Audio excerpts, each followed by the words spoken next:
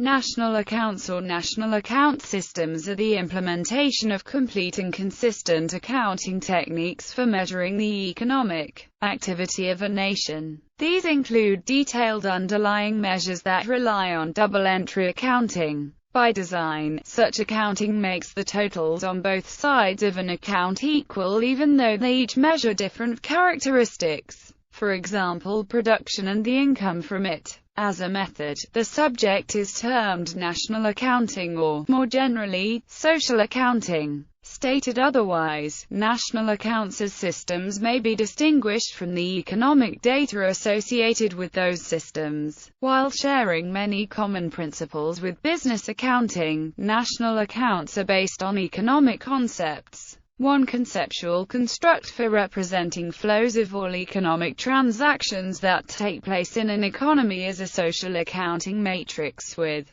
accounts in each respective row column entry. National accounting has developed in tandem with macroeconomics from the 1930s with its relation of aggregate demand to total output through interaction of such broad expenditure categories as consumption and investment. Economic data from national accounts are also used for empirical analysis of economic growth and development. Scope. National accounts broadly present output, expenditure, and income activities of the economic actors in an economy, including their relations with other countries' economies, and their wealth. They present both flows and stocks, ensuring that the flows are reconciled with the stocks. As to stocks, the capital accounts are a balance sheet approach that has assets on one side and liabilities and net worth on the other, measured as of the end of the accounting period. National accounts also include measures of the changes in assets, liabilities, and net worth per accounting period. These may refer to flow of funds accounts or, again, capital accounts. There are a number of aggregate measures in the national accounts, notably including gross domestic products or GDP, perhaps the most widely cited measure of aggregate economic activity. Ways of breaking down GDP include as types of income or expenditure. Measures of these are examples of macroeconomic data. Such aggregate measures and the change over time are generally of strongest interest to economic policymakers. Although the detailed national accounts contain a source of information for economic analysis, for example in the input-output tables which show how industries interact with each other in the production process, national accounts can be presented in nominal or real amounts, with real amounts adjusted to remove the effects of price changes over time. A corresponding price index can also be derived from national output. Rates of change of the price level and output may also be of interest. An inflation rate may be calculated for national output or its expenditure components. Economic growth rates are generally measured in real terms. One use of economic growth data from the national accounts is in growth accounting across longer periods of time for a country or across to estimate different sources of growth, whether from growth of factor inputs or technological change. The accounts are derived from a wide variety of statistical source data including surveys, administrative and census data, and regulatory data, which are integrated and harmonized in the conceptual framework. They are usually compiled by national statistical officers or central banks in each country, though this is not always the case, and may be released on both an annual and quarterly frequency. Practical issues include inaccuracies from differences between economic and accounting methodologies, lack of controlled experiments on quality of data from diverse sources,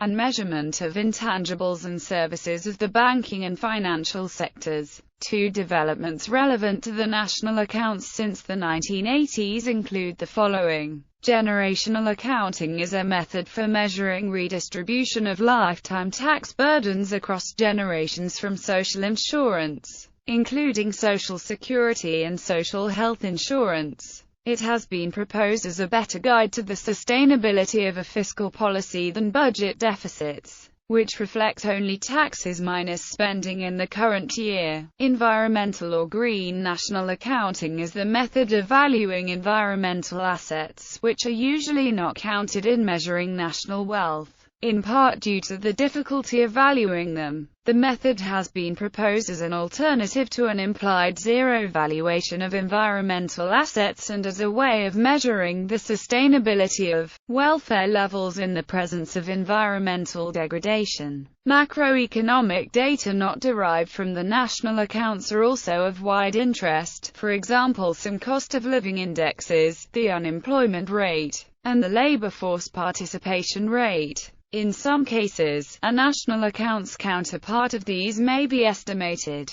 such as a price index computed from the personal consumption expenditures and the GDP gap. Main components. The presentation of national accounts data may vary by country. However, the main national accounts include the following accounts for the economy as a whole and its main economic actors. Current accounts. Production accounts, which record the value of domestic output and the goods and services used up in producing that output.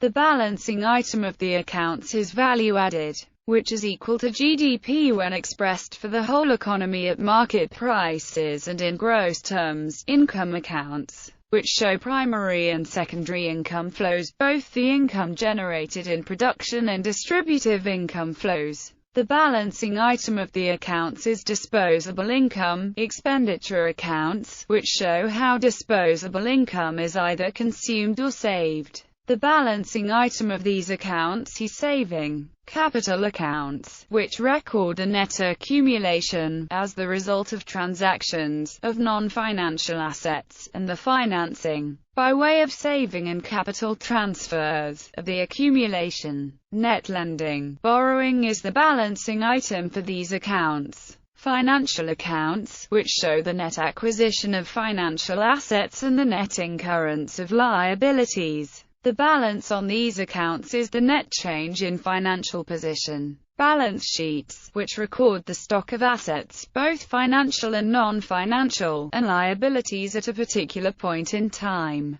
Net worth is the balance from the balance sheets. The accounts may be measured as gross or net of consumption of fixed capital. History. The original motivation for the development of national accounts and the systematic measurement of employment was the need for accurate measures of aggregate economic activity. This was made more pressing by the Great Depression and as a basis for Keynesian macroeconomic stabilization policy and wartime economic planning. The first efforts to develop such measures were undertaken in the late 1920s and 1930s, notably by Colin Clark and Simon Kuznets. Richard Stone of the UK led later contributions during World War II and thereafter. The first formal national accounts were published by the United States in 1947. Many European countries followed shortly thereafter, and the United Nations published a system of national accounts and supporting tables in 1952. International standards for national accounting are defined by the United Nations System of National Accounts, with the most recent version released for 2008. Even before that, in early 1920s, there were national economic accounts tables. One of such systems was called Balance of National Economy and was used in USSR and other socialistic countries to measure the efficiency of socialistic production. Economic theory. In Europe, the worldwide system of national accounts has been adapted in the European system of accounts, which is applied by members of the European Union and many other European countries. Research on the subject continues from its beginnings through today.